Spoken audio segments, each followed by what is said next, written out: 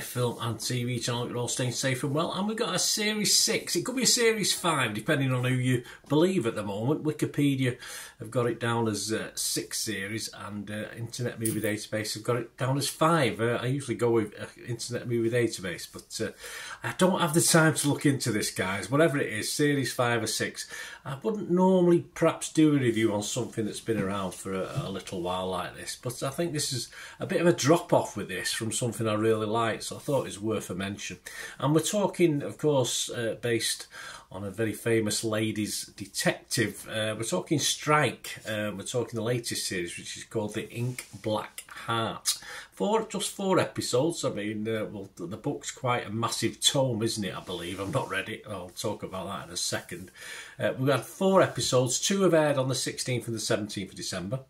I'm doing this on the 18th of December, so I've watched the first 2. But you can watch all 4 on BBC iPlayer. The last 2 are due to air on BBC One on the 23rd and 24th of December, Christmas Eve. So if you're interested, yeah, that's when they're airing. As I say, all 4 are on iPlayer. Of course, Tom Burke and Holly Granger come back to reprise their roles with David Wested's in this as well. Christian McKay, Emma Fielding, James Nelson Joyce.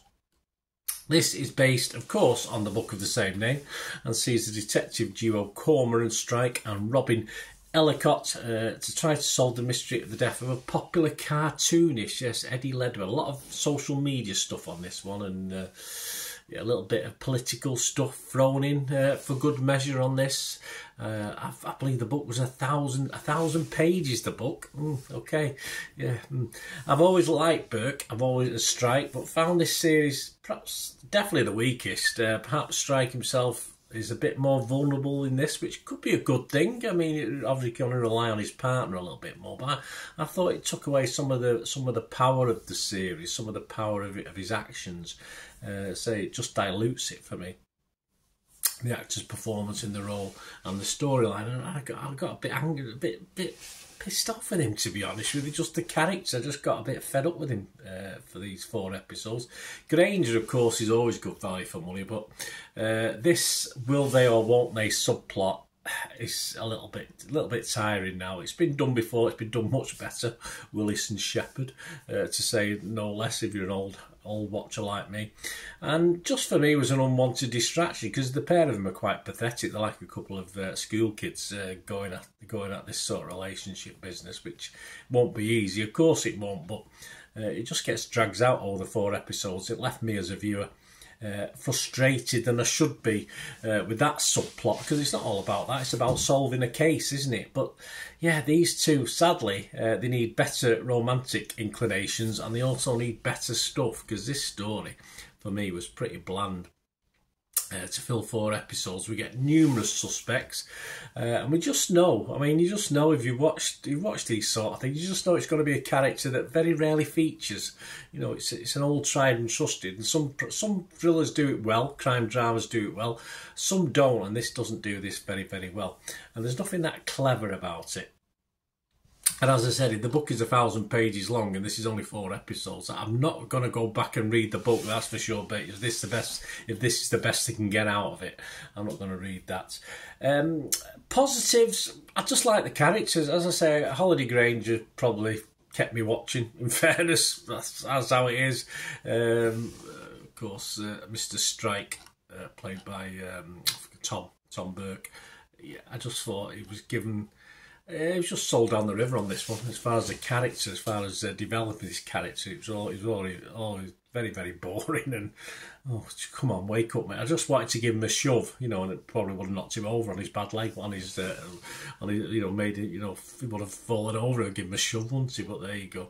Anyway, my scores on this, as I say, I'm disappointed. I wouldn't probably done a review. It'd been an okay series. And it's not a disaster, but it's, yeah, as I say, Holly Granger probably give it the mark for me. I'm going to give it a 5 out of 10, which is my minimum mark, just purely for Holly Granger, I think. I just enjoyed watching that young lady. And that's all. The story itself, it was okay in bits, but a bit monotonous. I was glad to get through it. Rotten Tomatoes, I'll be rotten. And Metacritic, yeah, I'll go mixed. I was going to go totally negative, but I'll go mixed on it. Other critics, yeah, generally not convinced. Anita Singh from The Telegraph gave it 3 out of 5, but that was quite high.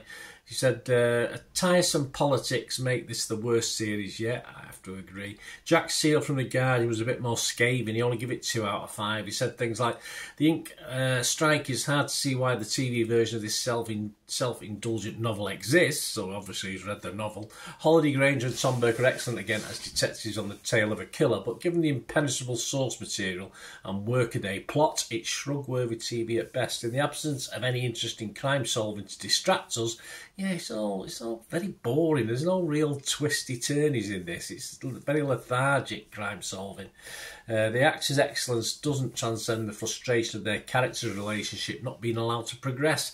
Like everything else in Strike, the detective love is starting to go stale, I would say so. And Christopher Stevens from the Daily Mail also give it 2 out of 5. He said, the ink black heart on BBC One cramming J.K. Rowling's book into 4 hours turned it into gibberish. Much of the investigation involves chatroom insults and distasteful YouTube pranks, which is hard to take seriously. So is the online game set in a cemetery that supposedly hides the clues to Eddie's death. Yeah, Highgate Cemetery. The great thing about the internet, of course, is that you can always switch it off. The same goes for this show. So a little bit scathing. I don't have any public results for this. There's nothing on Rotten Tomatoes, nothing on Metacritic, and of course Internet Movie Database doesn't break it down by series, so I'm a bit knackered to what the public are thinking on this, but I'm a public and I'm not overly impressed. Not a disaster, but I'm sorry.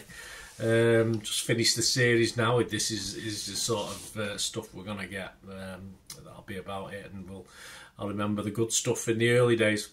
Let me know what you think, guys. Anyway, it's all about opinions, isn't it? It'd be a very boring world if we all thought the same thing. Let me know your thoughts on this new latest 5th or 6th series. I have no idea. I'm not going to go back and check. Let me know what you think. It'd be great. And please, if you can stay tuned, just get a list of my socials and way of contacting me, etc. And of course, if you do like what I try and do, I'm always after support for the channel, so please stay tuned.